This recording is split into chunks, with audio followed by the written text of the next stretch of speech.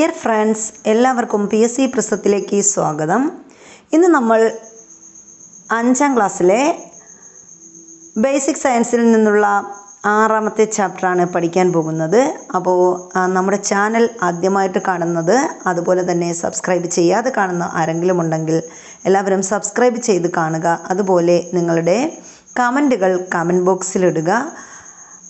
അതുപോലെ channel like ചെയ്യുക, നിങ്ങൾക്ക് വേണ്ടപ്പെട്ടവരിലേക്ക് ഷെയർ ചെയ്യുക. അപ്പോൾ നമ്മളിന്ന് 5ാം ക്ലാസ്സിലെ ബേസിക് സയൻസിലെ 6ാമത്തെ ചാപ്റ്റർ ഊർജ്ജ സ്രോതസ്സുകൾ എന്ന് പറയുന്ന ചാപ്റ്ററാണ് പഠിക്കാൻ പോകുന്നത്. അപ്പോൾ നമ്മുടെ ഇതിനു മുമ്പുള്ള വീഡിയോസ് കാണാത്തവർക്ക് അതിൻ്റെ ലിങ്ക് ഡിസ്ക്രിപ്ഷനിൽ കൊടുത്തേക്കാം, അത് കാണുക. അപ്പോൾ നമുക്ക് ക്ലാസ്സിലേക്ക് കടക്കാം. ഊർജ്ജ സ്രോതസ്സുകൾ എന്നാണല്ലേ നമ്മുടെ ചാപ്റ്ററിൻ്റെ പേര്. അപ്പോൾ എന്താണ് ഊർജം? ഊർജം എന്ന് പറഞ്ഞാൽ എന്താണ്? പ്രവൃത്തി ചെയ്യാനുള്ള കഴിവിനെയാണ് ഊർജം അല്ലെങ്കിൽ എനർജി എന്ന് പറയുന്നത്. ഊർജത്തെ നമുക്ക് കാണാൻ കഴിയില്ല, വിവിധ പ്രവർത്തനങ്ങളിലൂടെ അത് പ്രകടമാവുകയാണ് ചെയ്യുന്നത്. അപ്പോൾ നമുക്കറിയാം എന്താണ്? പ്രവൃത്തി ചെയ്യാനുള്ള കഴിവാണ് ഊർജം. ഊർജത്തെ നമുക്ക് കാണാൻ കഴിയോ? ഇല്ല. പക്ഷേ എന്താണ്? വിവിധ പ്രവർത്തനങ്ങളിലൂടെ നമുക്കത് പ്രകടമാവുകയാണ് ചെയ്യുന്നത്. ചൂട്, പ്രകാശം തുടങ്ങിയവ നമുക്ക് അനുഭവിക്കാൻ കഴിയുന്ന ഊർജ രൂപങ്ങളാണ്. അപ്പോൾ നമുക്ക് അനുഭവിക്കാൻ കഴിയുന്ന ഊർജ്ജ രൂപങ്ങൾ ഏതൊക്കെയെന്ന് ചോദിച്ചാൽ അതിൽ ഏതൊക്കെ ഉൾപ്പെടും? ചൂട്, പ്രകാശം തുടങ്ങിയവ നമുക്ക് അനുഭവിക്കാൻ കഴിയുന്ന ഊർജ്ജ രൂപങ്ങളാണ്. ഇനി നമ്മുടെ വീട്ടിൽ ഊർജ്ജം ഉപയോഗപ്പെടുത്തുന്ന ചില സന്ദർഭങ്ങളുണ്ട്. അത് ഏതൊക്കെയാണ്? നമ്മൾ പാചകം ചെയ്യാനായിട്ട് ഊർജ്ജം ഉപയോഗിക്കുന്നുണ്ട്. അതുപോലെ ഇനി ചൂട് വരുമ്പോൾ നമ്മൾ ഫാൻ ഇടുന്നു, അപ്പോൾ നമ്മൾ എന്ത് ചെയ്യുന്നു? ഇലക്ട്രിക് ഊർജ്ജം ഉപയോഗിക്കുന്നുണ്ട്. അങ്ങനെ വിവിധ സ്ഥലങ്ങളിൽ നമ്മൾ എന്ത് ഉപയോഗിക്കാറുണ്ട്? ഊർജ്ജം ഉപയോഗിക്കാനുണ്ട്. ഇനി പാചകം ചെയ്യാനുള്ള ഊർജം എന്തിൽ നിന്നൊക്കെയാണ് നമുക്ക് ലഭിക്കുന്നത്? അപ്പോൾ പാചകം ചെയ്യാനുള്ള ഊർജം ലഭിക്കണമെങ്കിൽ നമുക്ക് എവിടെ നിന്നൊക്കെ ലഭിക്കും? ചൂടിൽ നിന്ന് ലഭിക്കുന്നുണ്ട്, അതുപോലെ വൈദ്യുതിയിൽ നിന്ന് ലഭിക്കുന്നുണ്ട്, പ്രകൃതിയിൽ നിന്ന് ലഭിക്കുന്നുണ്ട്. അങ്ങനെയൊക്കെ പാചകം ചെയ്യാനുള്ള ഊർജം വിവിധ രീതിയിലാണ് നമുക്ക് ലഭിക്കുന്നത്. അടുത്ത നമ്മൾ പറയുന്നത് ഇന്ധനങ്ങളെക്കുറിച്ചാണ്. ഇന്ധനങ്ങൾ അല്ലെങ്കിൽ ഫ്യൂവൽസ് എന്ന് പറയും. അപ്പോൾ ഇന്ധനങ്ങൾ എന്തൊക്കെയാണ്? ഇവിടെ ഒരു വിറകടുപ്പ് തന്നിട്ടുണ്ട്. അപ്പോൾ നമുക്ക് പാചകം ചെയ്യാൻ നമ്മൾ വിറകടുപ്പിൽ പാചകം ചെയ്യാറുണ്ട്, മണ്ണെണ്ണ അടുപ്പിൽ പാചകം ചെയ്യാറുണ്ട്, ഗ്യാസ് അടുപ്പിൽ പാചകം ചെയ്യാറുണ്ട്. അപ്പോൾ പല തരത്തിലുള്ള അടുപ്പുകൾ നമ്മൾ വീടുകളിൽ ഉപയോഗിക്കാറുണ്ട് അല്ലേ? അപ്പോൾ നമ്മുടെ ഓരോരുത്തരുടെയും വീടുകളിൽ ഓരോ വ്യത്യസ്തമായ കാലങ്ങളിൽ വ്യത്യസ്ത അടുപ്പുകളാണ് ഉപയോഗിക്കുന്നത്. അപ്പോൾ പണ്ട് കാലത്ത് ആളുകൾ ഉപയോഗിച്ചിരുന്നത് വിറകടുപ്പാണെങ്കിൽ അതിനുശേഷം മണ്ണെണ്ണ അടുപ്പ് ഉപയോഗിച്ചു, പിന്നീട് എന്താണ്? ഗ്യാസ് അടുപ്പ് ഉപയോഗിച്ചു, പിന്നെ അത് കഴിഞ്ഞ് അതോടൊപ്പം ഇലക്ട്രിക് അടുപ്പുകൾ ഉപയോഗിക്കുന്നു. അങ്ങനെ വിവിധ തരത്തിൽ നമ്മൾ എന്തുപയോഗിക്കാറുണ്ട്? വിവിധ തരത്തിലുള്ള അടുപ്പുകൾ ഉപയോഗിക്കാറുണ്ട്. ആഹാരം പാകം ചെയ്യുന്നതിനാണ് നമ്മൾ എന്തുപയോഗിക്കുന്നത്? ഈ അടുപ്പ് ഉപയോഗിക്കുന്നത്. ചൂടിൽ നിന്നും ഊർജം ലഭിക്കുമ്പോഴാണ് ആഹാര പദാർത്ഥങ്ങൾ വേവുന്നത്. അപ്പോൾ നമുക്കറിയാം, നമ്മൾ ആഹാരം പാചകം ചെയ്യുന്നു, ചൂട് കൂടുതലാണെങ്കിൽ അല്ലെങ്കിൽ ചൂട് ആവശ്യത്തിന് നമ്മൾ കൊടുത്താലാണ് ആ ആഹാര പദാർത്ഥം എന്ത് ചെയ്യുന്നത്? വേവുന്നത്. ചൂടില്ലെങ്കിൽ അല്ലെങ്കിൽ പെട്ടെന്ന് നമ്മൾ ഗ്യാസ് ഉപയോഗിച്ചുകൊണ്ടിരുന്നു, വേഗം ഗ്യാസ് തീർന്ന്, അപ്പം നമ്മൾ പിന്നെ നമ്മുടെ ഭക്ഷണം വേവോ? ഇല്ല. അപ്പോൾ ഇതൊക്കെയാണ് നമ്മുടെ ഊർജ രീതികൾ എന്ന് പറയുന്നത്, അതായത് പാചകത്തിനുള്ളത്.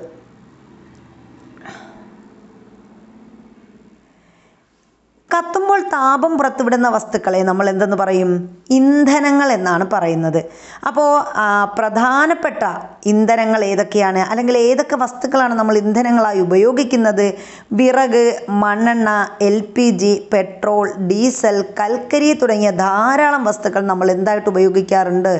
ഇന്ധനങ്ങളായി ഉപയോഗിക്കാറുണ്ട്. ഇനി വിറകടുപ്പ് നമ്മൾ കത്തിക്കുകയാണ്. അപ്പോൾ വിറകടുപ്പ് കത്താനായി സഹായിക്കുന്നത് എന്തൊക്കെ ആണ്? നമുക്ക് ഈ വിറകടുപ്പ് നന്നായി കത്താൻ എന്തൊക്കെ കാര്യങ്ങളാണ് നമ്മളെ സഹായിക്കുന്നത്?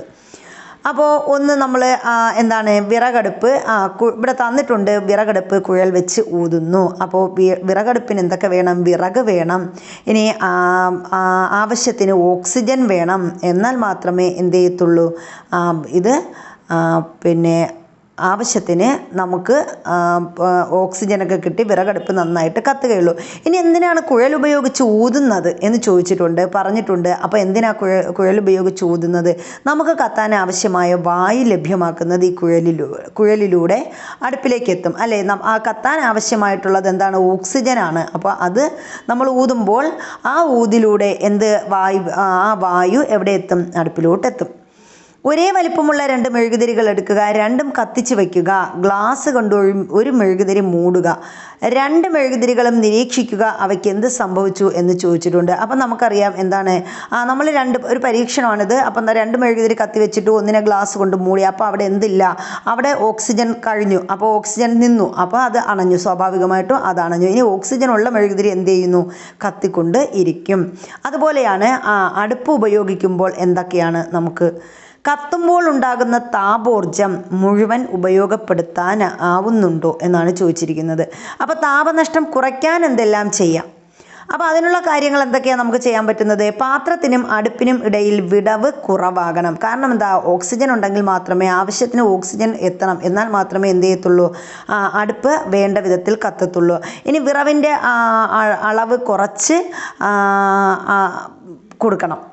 ഇനി നല്ല കത്തുന്ന വിറക് ആയിരിക്കണം. കത്തുന്ന വിറകാണെങ്കിലല്ലേ കത്തിച്ചിട്ട് കാര്യമില്ല. പച്ചവിറക് കത്താൻ വളരെ പാടായിരിക്കും. അപ്പോൾ നല്ല കത്തുന്ന വിറകായിരിക്കണം. ആവശ്യത്തിന് ഓക്സിജൻ വേണം. അങ്ങനെയൊക്കെ ആണെങ്കിൽ മാത്രമേ അടുപ്പ് നന്നായിട്ട് കത്തുകയുള്ളൂ. ഇനി ഇന്ധനങ്ങളുടെ മറ്റുപയോഗങ്ങളാണ് നമ്മൾ പഠിക്കുന്നത്.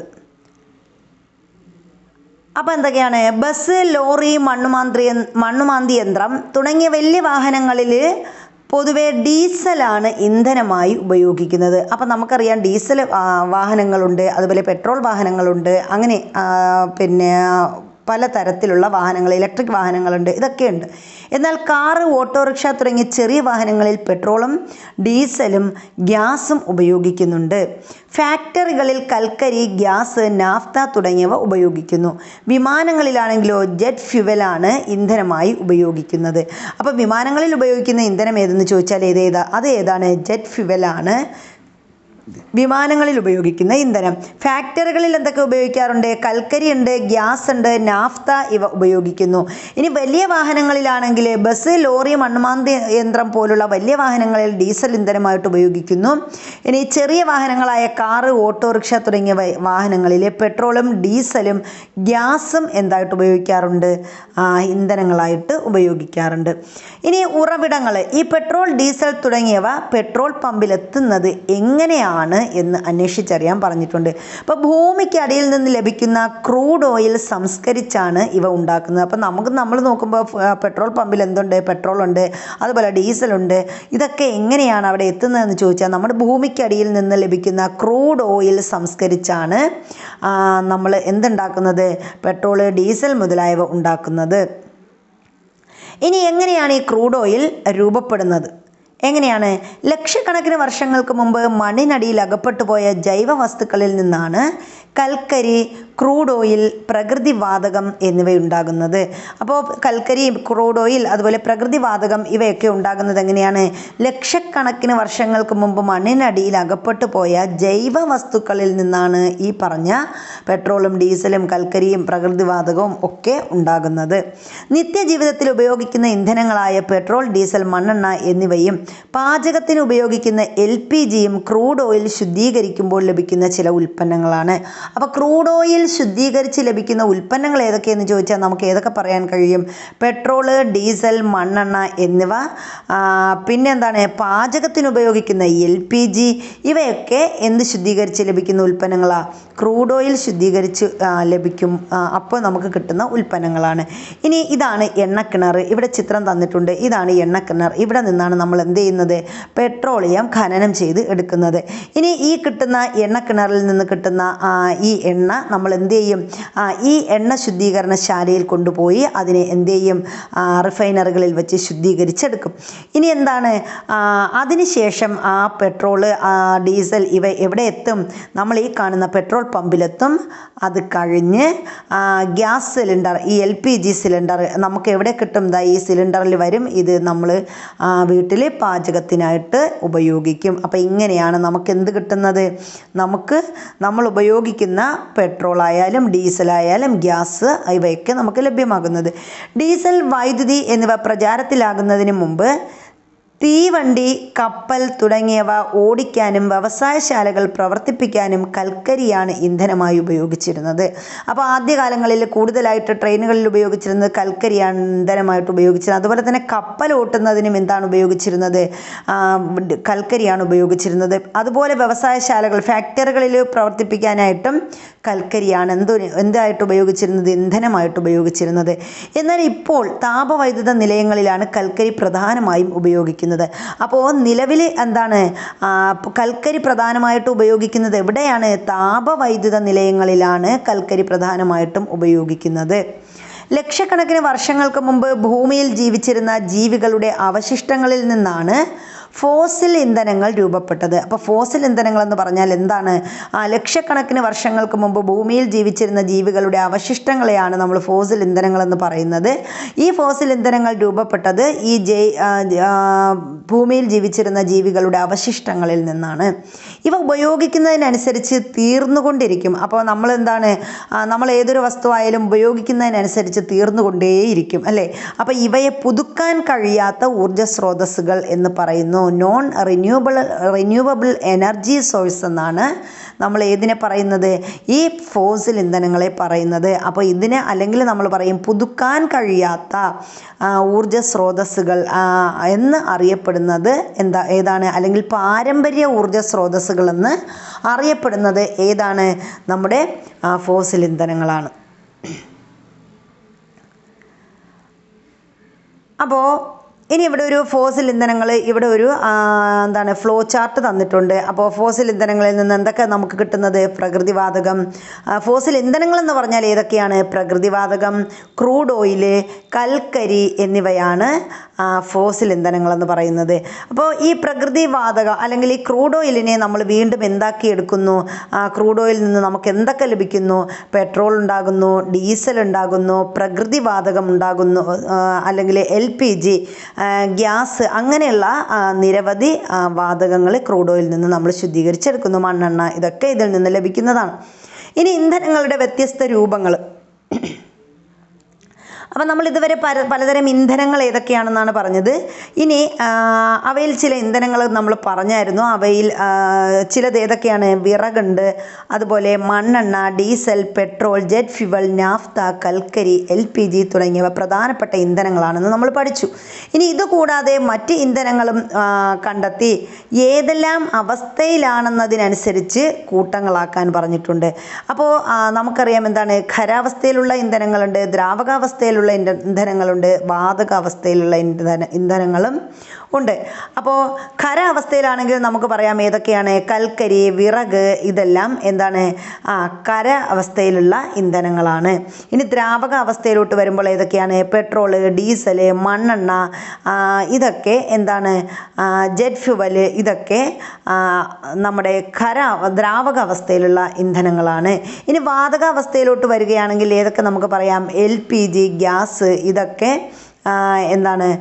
നമ്മുടെ വാതക അവസ്ഥയിലുള്ള ഇന്ധനങ്ങളാണ്. CNG, ഇതൊക്കെ വാതക അവസ്ഥയിലുള്ള ഇന്ധനങ്ങളാണ്. ഇനി താഴെ കൊടുത്തിരിക്കുന്ന ചിത്രങ്ങൾ നിരീക്ഷിക്കാൻ പറഞ്ഞിട്ടുണ്ട്. കാലക്രമത്തിൽ തീവണ്ടിയുടെ ഇന്ധന ഉപയോഗത്തിൽ വന്ന മാറ്റമാണ് നമ്മൾ പഠിക്കുന്നത്. അപ്പോൾ നമുക്കറിയാം ആദ്യം ഈ കാണിച്ചിരിക്കുന്നത് ഒരു കൽക്കരി തീവണ്ടിയാണ്. കൽക്കരി കൊണ്ട് നമ്മൾ പറഞ്ഞ ആദ്യകാലങ്ങളിൽ തീവണ്ടിയിൽ ഉപയോഗിച്ചിരുന്ന ഇന്ധനം ഏതാണ്? കൽക്കരിയാണെന്ന് പറഞ്ഞു. പിന്നെ അതെന്ത് ചെയ്തു? ഡീസൽ തീവണ്ടിയായി. അപ്പോൾ ആദ്യം കൽക്കരി ഉപയോഗിച്ചു, പിന്നീട് അത് ഡീസലായി. ഇപ്പോൾ ഈ സ്ഥാനത്ത് എന്താണ്? വൈദ്യുത തീവണ്ടികളാണ് പ്രചാരത്തിലുള്ളത്. വൈദ്യുതി ഉപയോഗിച്ച് പ്രവർത്തിക്കുന്ന തീവണ്ടികളാണ് ഇപ്പോൾ കൂടുതലുള്ളത്. ഇന്ധനങ്ങൾക്ക് പകരം ഉപയോഗിക്കാവുന്ന ഒരു ഊർജ്ജ രൂപമാണ് വൈദ്യുതി.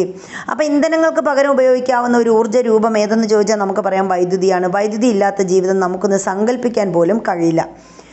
എങ്ങനെയാണ് വൈദ്യുതി ഉണ്ടാക്കുന്നത്? വൈദ്യുതി ഉൽപ്പാദിപ്പിക്കുന്നതിന് വിവിധ രീതികളുണ്ട്. ഇനി വൈദ്യുതിയുടെ ഉൽപ്പാദനം ഏതെല്ലാം രീതികളിലാണ് വൈദ്യുതി ഉണ്ടാക്കുന്നത്? ഇതൊക്കെയാണ് നമ്മൾ പഠിക്കുന്നത്.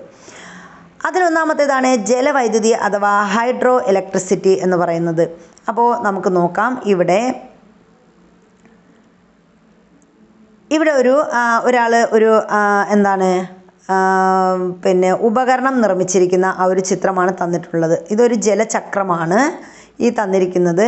അപ്പോൾ നിർമ്മാണക്കുറിപ്പിൽ എന്തെല്ലാം, അപ്പോൾ ഉപകരണത്തിൻ്റെ പേര്, നിർമ്മാണ ലക്ഷ്യം, ആവശ്യമായ സാമഗ്രികൾ, രേഖാചിത്രം, ഇതൊക്കെ കുട്ടികൾക്കുള്ള വർക്കുകളാണ്.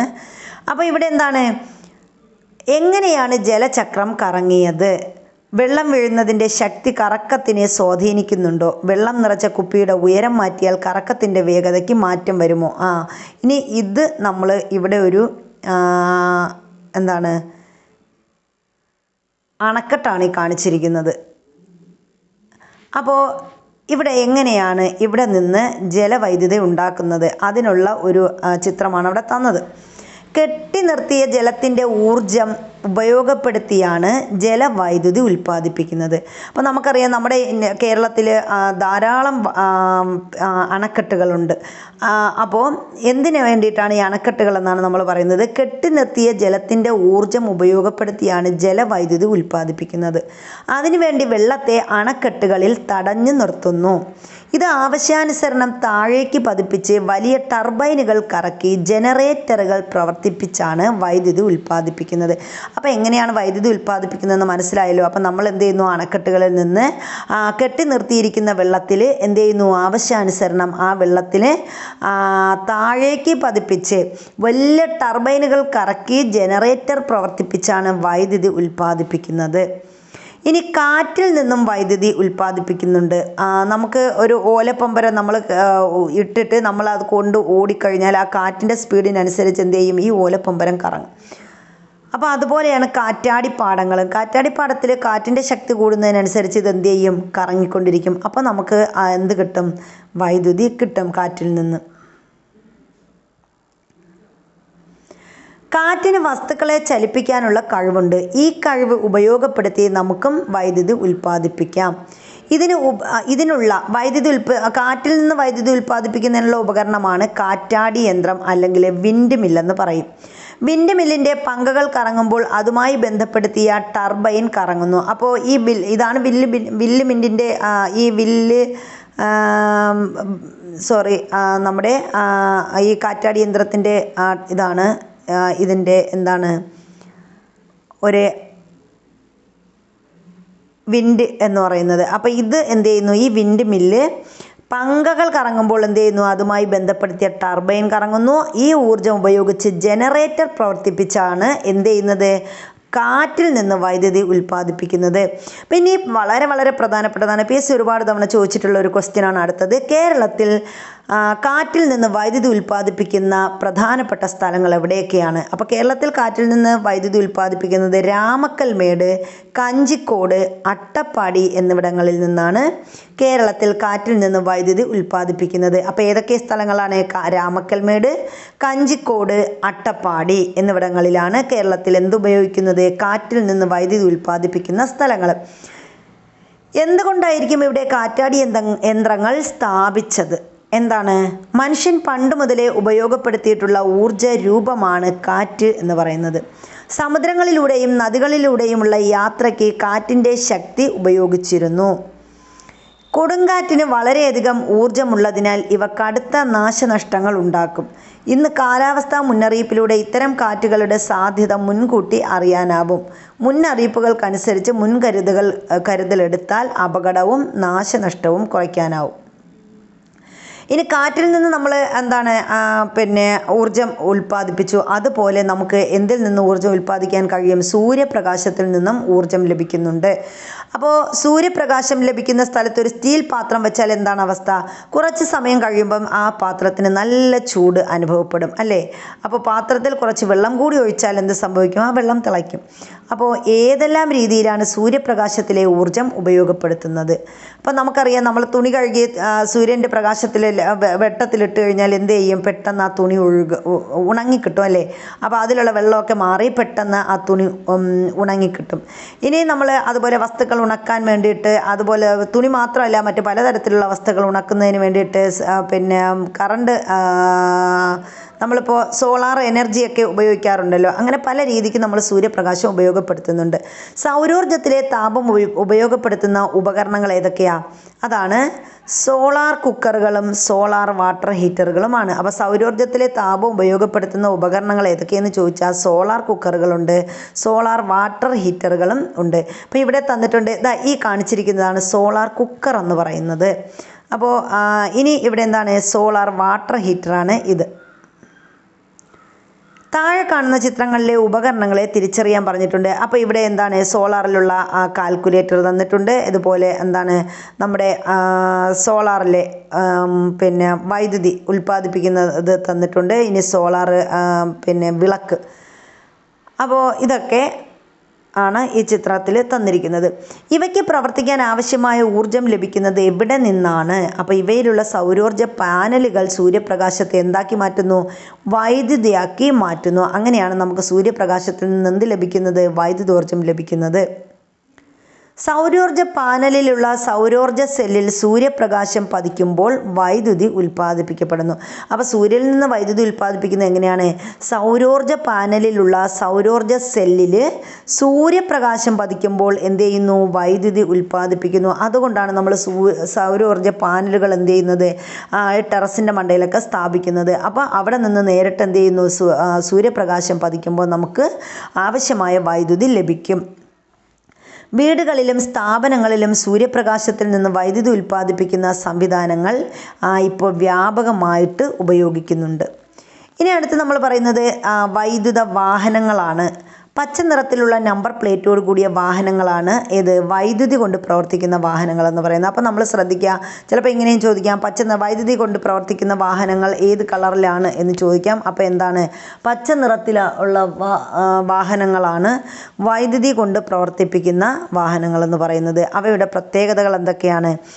നമുക്ക് അറിയാം, അന്തരീക്ഷ മലിനീകരണം ഉണ്ടാകുന്നില്ല, പുക ഉണ്ടാകുന്നില്ല. അപ്പോൾ ഇതൊക്കെ എന്താണ്? പരിസ്ഥിതിക്ക് അനുകൂലമാണ്. ഇതൊക്കെ വൈദ്യുത വാഹനങ്ങളുടെ പ്രത്യേകതകളാണ്.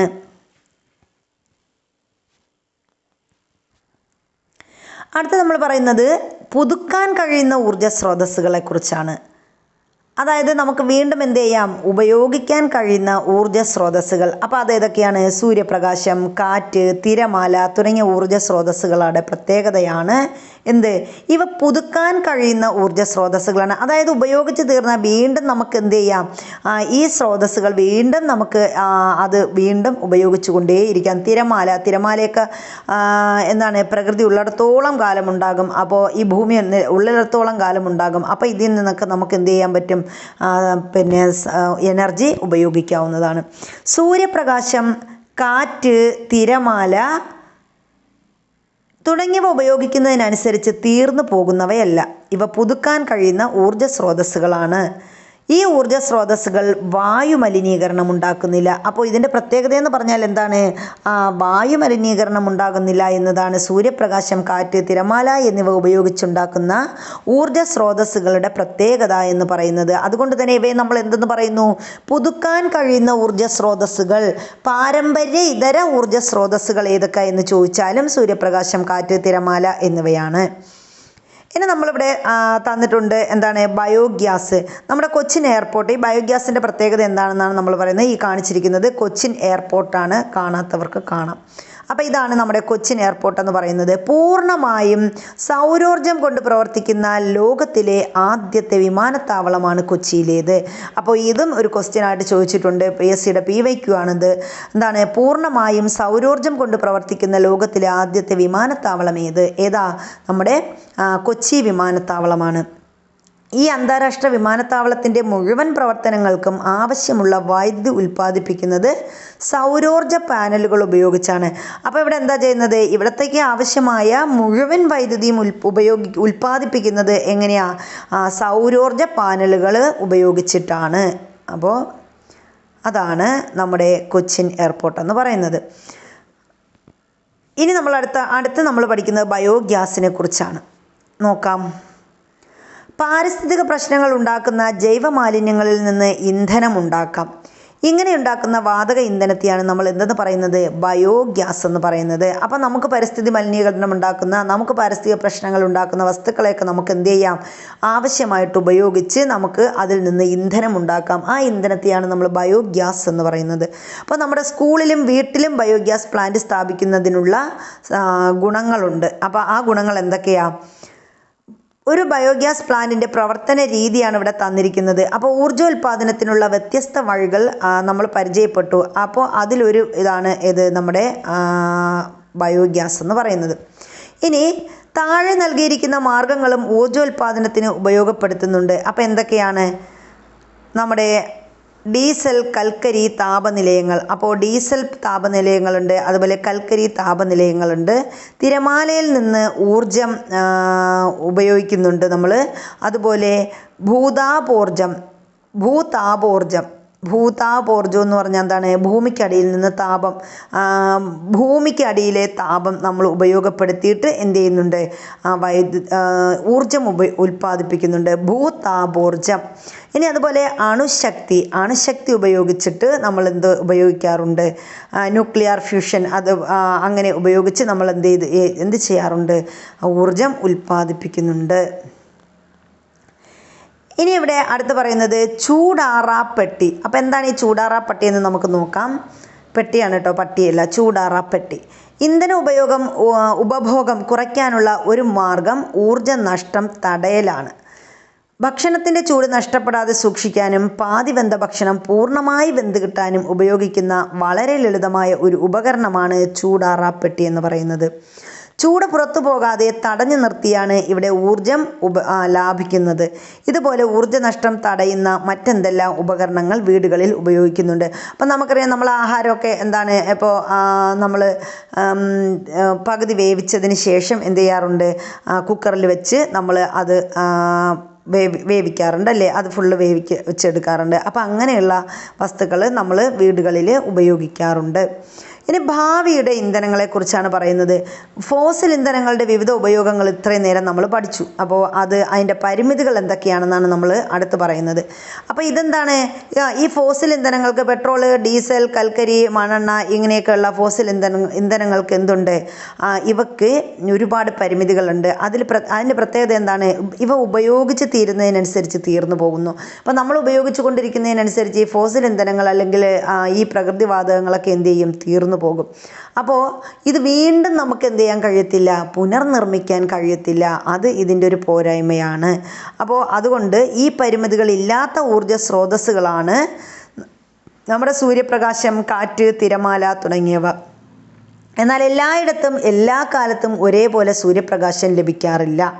കാറ്റിൻ്റെ വേഗത ഒരുപോലെ ആവാറില്ല. തിരമാലയുടെ കാര്യവും അതുപോലെ തന്നെ. ഇവയിൽ നിന്ന് എപ്പോഴും ഒരേ അളവിൽ ഊർജം ഉൽപ്പാദിപ്പിക്കാൻ കഴിയില്ല. അപ്പോൾ ഈ പരിമിതികൾ മറികടക്കുന്ന പുതിയ ഊർജ സ്രോതസ്സുകൾ കണ്ടെത്താനുള്ള ശ്രമത്തിലാണ് നമ്മുടെ ശാസ്ത്രലോകം എന്ന് പറയുന്നത്. ഹൈഡ്രജൻ, ജൈവ ഡീസൽ എന്നിവ ഇത്തരത്തിൽ പ്രതീക്ഷ നൽകുന്ന ഇന്ധനങ്ങളാണ്. അപ്പോൾ അതിനുവേണ്ടി നമുക്ക് ഉപയോഗിക്കാൻ പറ്റുന്ന ഇന്ധനങ്ങളാണ് ഹൈഡ്രജൻ ഇന്ധനങ്ങൾ, ജൈവ ഡീസൽ ഇന്ധനങ്ങൾ മുതലായവ. ഇത്തരം ഇന്ധനങ്ങളെക്കുറിച്ച് കൂടുതൽ വിവരങ്ങൾ ശേഖരിക്കാനൊക്കെ പറഞ്ഞിട്ടുണ്ട്. ഇനി നമ്മൾ വിലയിരുത്താം. അപ്പോൾ ഇവിടെ എന്താണ്? താഴെ പറയുന്നവ അനുയോജ്യമായ രീതിയിൽ തരംതിരിക്കാൻ പറഞ്ഞിട്ടുണ്ട്.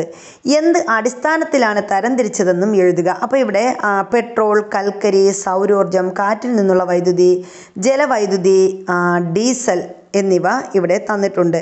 അപ്പോൾ ഇതിൽ നമുക്ക് തരംതിരിക്കാൻ പറ്റും. എന്തൊക്കെയാണ്?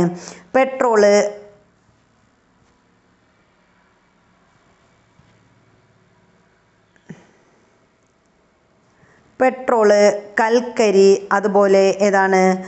ജലവൈദ്യുതി, ഡീസൽ. അപ്പം ഇത് ഏതൊക്കെയാണ്? എന്താണ്? നമ്മൾ ഉപയോഗിക്കുന്നതിനനുസരിച്ച് തീർന്നു പോകും.